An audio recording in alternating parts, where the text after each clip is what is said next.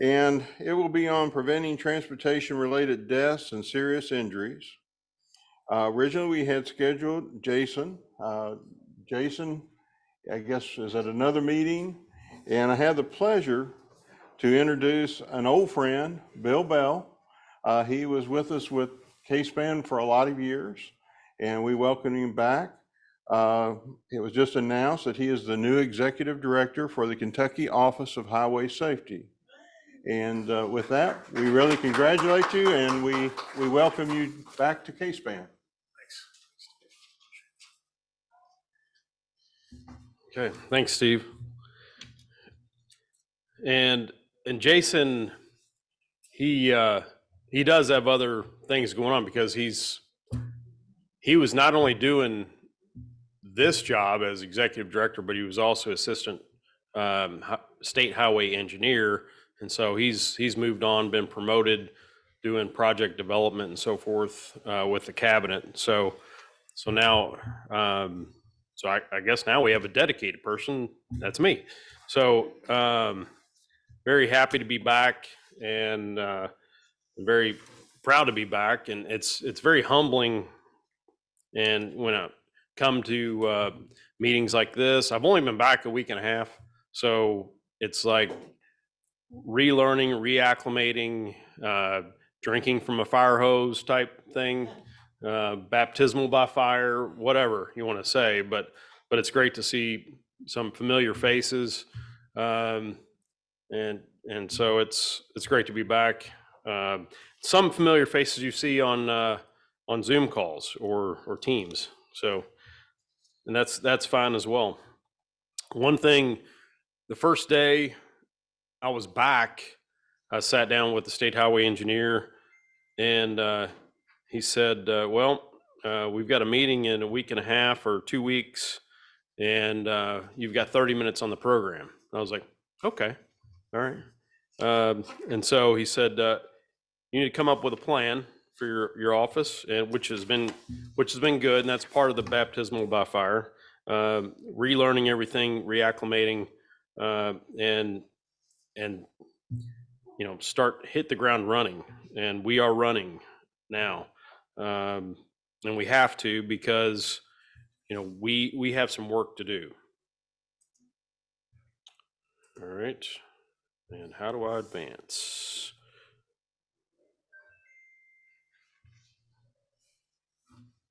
Do I just click this, Steve? Got it. Okay. All right. So does anyone receive the daily fatality? We've got a handful of people. Okay, this is what is sent out every day, every weekday, by someone Ed Harding from the Kentucky Office of Highway Safety sends this out. And if you want to be on this list, my contact information will be at the end of this slideshow. Send me an email. We'll add you to the list where you can receive this information. We're data driven in the Office of Highway Safety. We're not personality driven. We're not politically driven. This is what drives our office on a weekly, monthly, daily basis. So we see this, and some numbers jump out. We look at the fatalities year to date, 616. And so last year to date, was at 702, which is a decrease of 12.4%. And I didn't do that in my head. I already did it, but it's a little over 12%. But another thing that jumps out, that's good that we're on the right trajectory. However, we look at down the bottom right, you'll see ATV, bicycle, motorcycle, pedestrian. And so we consider those users of our roadways vulnerable users. And so that makes up about 180 of these fatalities. And so it's a big number. They're overrepresented. And so we'll talk about that a little bit more later. Also, you look at belt not in use. And so 54% is a pretty big percentage of people dying on our highways that are not belted in. And I think there's somewhat of a COVID effect there that that we need to address and need to address quickly. Because I don't know if you guys notice, but since COVID, the speeds have gone up. I remember, there weren't too many drivers. VMT, or vehicle miles traveled, took a big dip in 2020. But the people that were on the road, it was like the Autobahn. I mean, it was a free-for-all. I would drive 10 miles to work at the time, and people would pass me going 95, 100 miles an hour. So there's been some, some laxness as far as our traffic laws. Also overrepresented, you look at bottom left, you'll see 16 through 24-year-olds. This has been, since we started the graduated driver's license, that number has come down. But with that age group, and that's those 9 years, that age group has come down more than any other since the graduated driver's license. Because I'm sure, well, some of us in this room remember when you got your permit on let's say November 1st, by December 1st, you had your full license. Now takes 6 months to get your limited, and then another 6 months to get your full license, which that has contributed dramatically, along with the seatbelt law that was passed 20 something years ago. So that's one thing as far as the 16 to 24-year-old. I know our office, we have not been able to get into high schools until this year. It was just not happening during COVID. And so we're now scheduling. We now have numbers that we need to meet as far as getting into high schools, doing our programs. We have programs that address impaired driving, texting while driving, aggressive driving. So, so we want to hit as many schools as possible this year, and then put a bigger target on next fiscal year. 55 and over represent 39% of these fatalities. I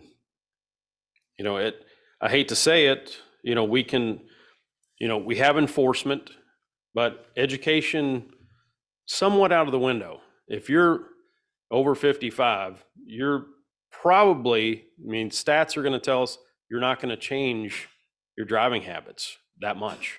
It's just the way it is. But enforcement can change. That can help change your habits. Let's see.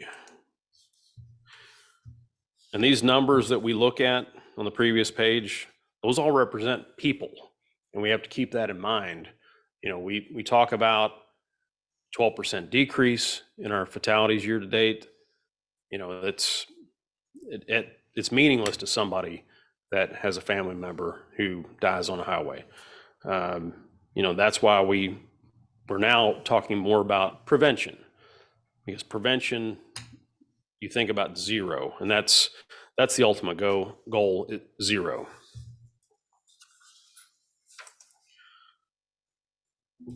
And so we have a strategic highway safety plan. We update it every 3 to 4 years. And so it's usually, and I talked to Wayne Gentry about this yesterday, the governor's executive committee on highway safety approves this document. And so we need to start meeting again on a regular basis now that COVID, hopefully, rearview mirror. We need to start meeting on a regular basis and start talking about this. What do we need to do to tweak it, and get a new document out? in 2024. As saying here, focused on prevention, we have the 6 emphasis areas, which are distracted, aggressive, impaired, occupant protection, vulnerable road users, and roadway departure. So one thing that I've noticed since being back just a week and a half with Jason on board for the last 4+ years, there's a lot more emphasis from engineers in highway safety. And we didn't have that total buy-in when I was here 6 years ago. We have that now.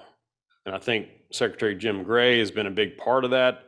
Our whole cabinet is bought in to highway safety and just a safety culture, period. And this is what I mentioned earlier. Prevention recognizes that 0 is that's the starting point, and that is the goal. And so in the strategic highway safety plan, we get into each of the emphasis areas, and we talk about the percentages of each. And so you look at those percentages and you see, well, roadway departure is 56%. And so those numbers add up to way more than 100% because there's overlap. I mean, distracted driving, you could have roadway departure there where somebody's looking at their phone, they're distracted in other ways, and they're going off the roadways. One thing that's not mentioned in here is drowsy driving. I know that NHTSA has talked about that over the past few years. And it is an issue, and you'll probably see that, in these roadway departure numbers. I know that, personally speaking, when my wife worked as a nurse 3rd shift, she would call me from a rest area and say, I'm going to be late by 30 minutes to 45 minutes. I've got to rest. I am exhausted. And I'm like, absolutely. And take your time. So, we need to, and I've also had another relative crash because of drowsy driving. So I don't know how quantifiable it is. I don't think there's anything on the actual crash report. I know we have distracted on the crash report, but I don't think drowsy driving is on the crash report.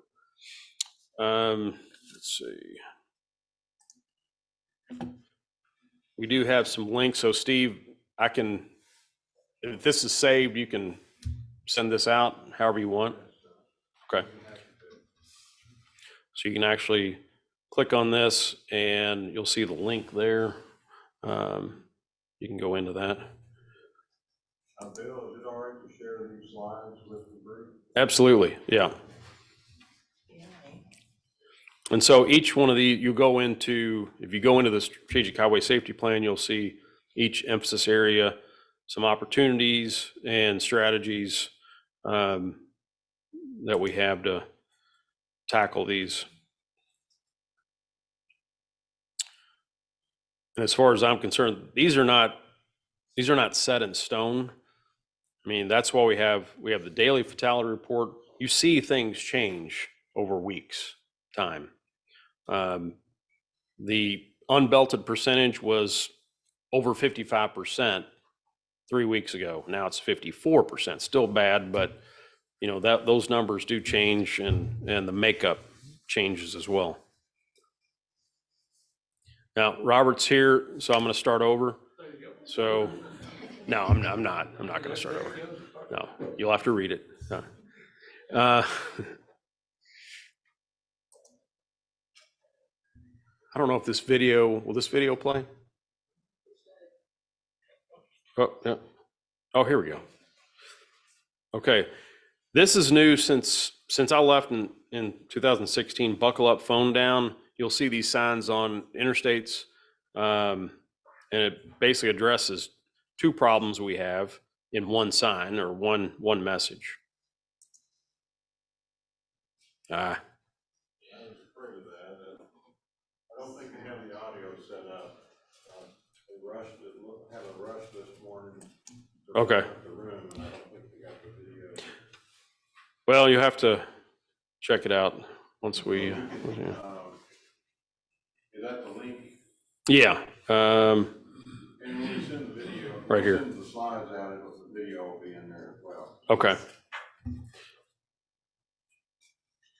Okay. So here's more information on the buckle up. Phone down.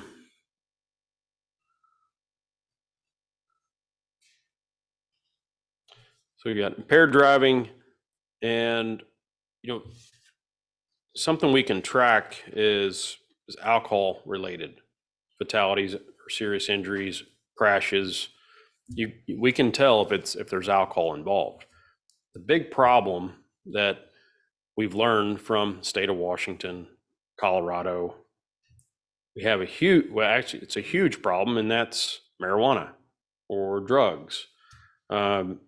It takes a while to get results sometimes from KSP, and so there's no hard numbers on drug usage. And the state of Washington and Colorado, because they were pretty much the guinea pigs when it came to full out legalization of marijuana, they've experienced trouble on what is impaired, and so doesn't really follow the science. Like the state of Washington, they decided, well, if there's more than 4 nanograms in their system of THC, then they're impaired. And I don't know if they've changed that since, but that's what they initially started with, and they said that's it. But that's not really it. And so that's the problem we have. And the problem, the way I see it, is that if we have legalization of marijuana, we're going to see some spikes in impaired driving crashes. And so other states have seen it, and it's going to happen. And I don't know if people think that, well, if it's legal, I should be able to drive with it. I mean, it cures everything else. So that's on the horizon. And here's another video on ignition interlock. And this is getting a somewhat of a facelift because when we initially passed the ignition interlock law, or passed the bill, I believe it was 2015, it was a little shaky. A lot of judges, they didn't use it. They didn't make it mandatory. Now I think it is. You're gonna see it much more. Hopefully you all won't see it, but impaired drivers will.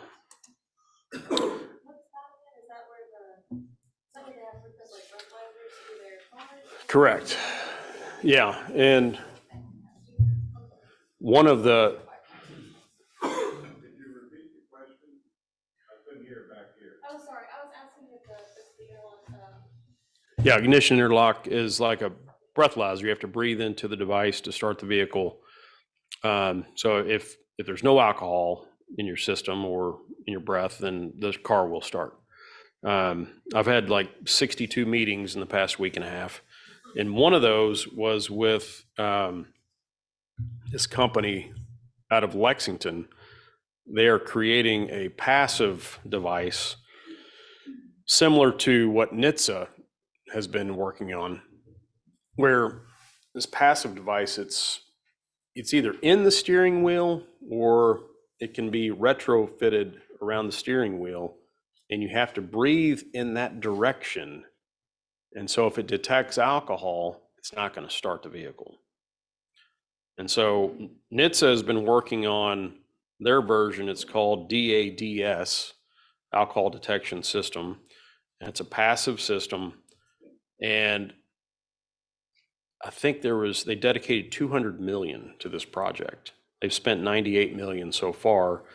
And then they decided, you know what? Hand sanitizer affects this. And That was going to be my question. And so it's like, okay, it took 98 million to figure that out. And so, so these, I mean, Robert could have done it with 100,000. Yeah. So all they're requesting, because they've talked to NHTSA, they want to compete. And they said, okay, we just need 2 million. If we have 2 million, we can develop this out. We can compete. Manufacturers are supposed to have this in vehicles by 2026. So, so basically they want to be out there for, let's say, Ford, Toyota, whoever. They can pick either the DAD system, which created or paid for by NHTSA, or their system, which they hope to be a grantee. And so they just want to compete. And so we'll see if NHTSA will go along with that. But they're a Kentucky company, so we're gonna ask. And so if anything, if the people behind the DAD system know that there's competition out there, maybe that'll get them closer to a final product. Is this something that would be standard in all vehicles, or is it something that would be put into a vehicle if a person had been? From what I understand, it would be standard. Yeah. But whether it will start when they want it to start, that's a bigger question. I can see a delay. Okay. Occupant protection. So in the main thing on occupant protection, we need to, I guess, do a better job with our high school kids, because that's where the habits really start. We had some legislation back in 2015 on the booster seat front, and we got the booster seat bill passed. It was an enhancement. We already had a booster seat law, or as part of the seatbelt law. We got an enhancement for that included more kids in booster seats. So that was a big victory back in 2015. And so we're now at the same standard that NHTSA requires or suggests, and the same standard as 40 other states as far as booster seats go.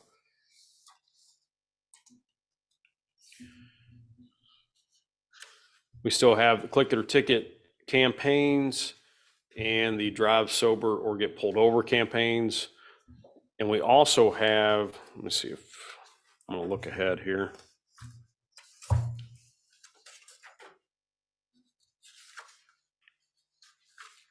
We also have what's called a high five program. And so we look at 5 counties, and it's a pilot program now. And so this high five program is in the 5 counties that we identify that need additional attention. And so we have additional monies from NHTSA through this pilot program to address any issues in those 5 counties. And we hope to expand that after the pilot program to all counties.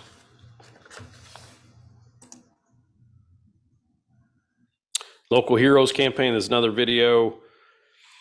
And we have several of these videos on YouTube where we have local heroes, and these are basically police officers or first responders in various counties, cities that we highlight.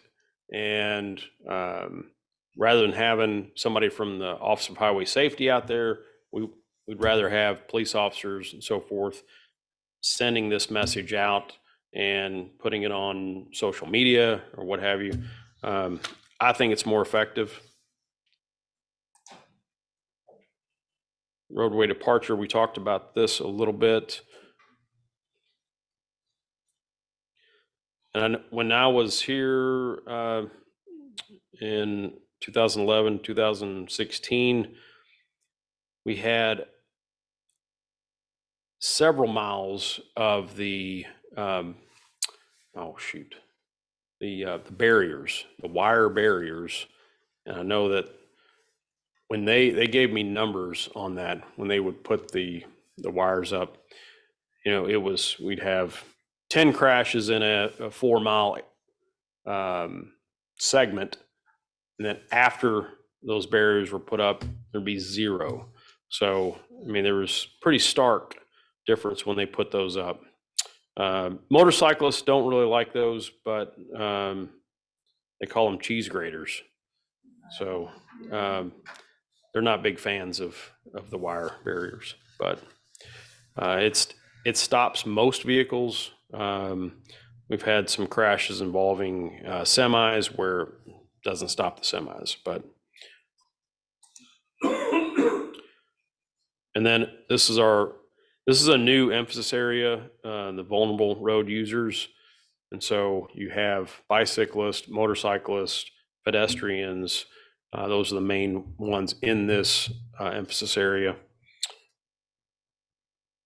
What a difference between male and female on that one. On that right-hand side, vulnerable road users. Oh, The male-female numbers are dramatically different.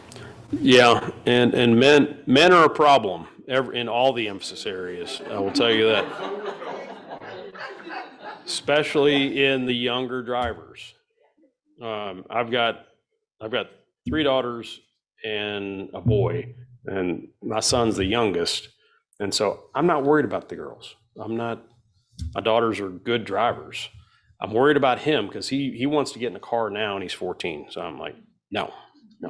And he wants a Camaro.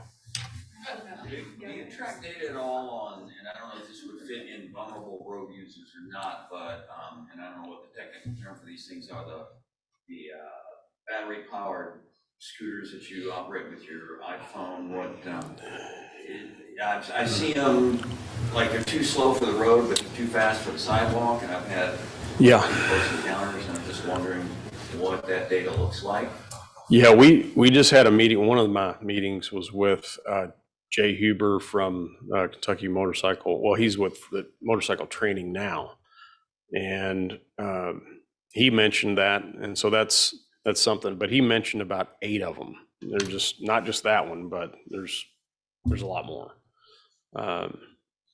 But yeah, it's and they're everywhere in Louisville.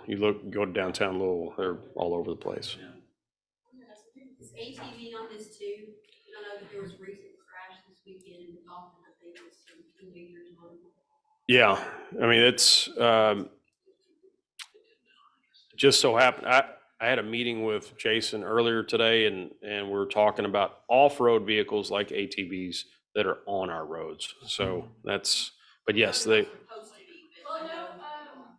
there was KRS 189.515 that I believe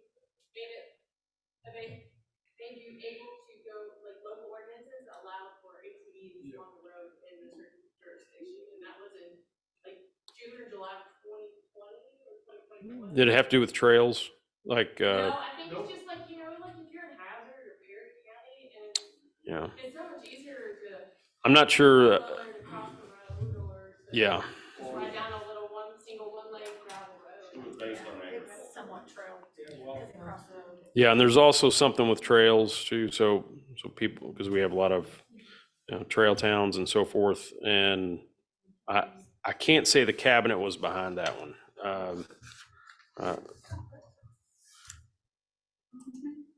We getting close, Steve?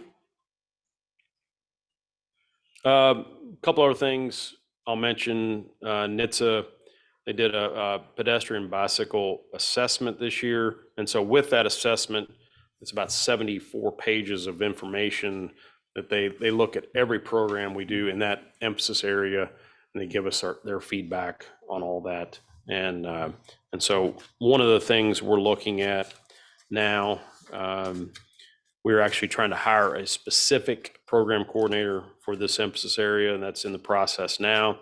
We have a task force that is working with Kentucky Transportation Center on various projects. So we're taking this assessment and we're running with that as well.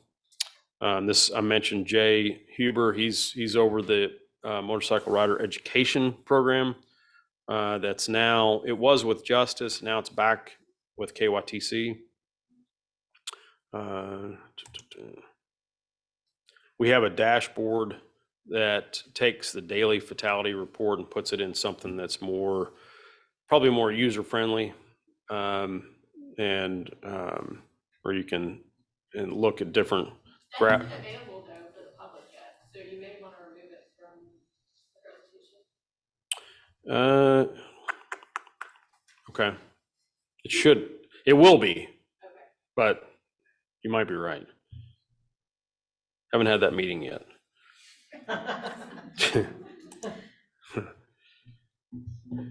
And this is, we get the buy-in from KYTC folks, chief district engineers, stay informed, involved, and be intentional about the example you set, especially, parents with their kids. Your kids are gonna do what you do for the most part. And here's my contact information. Well, at least my email.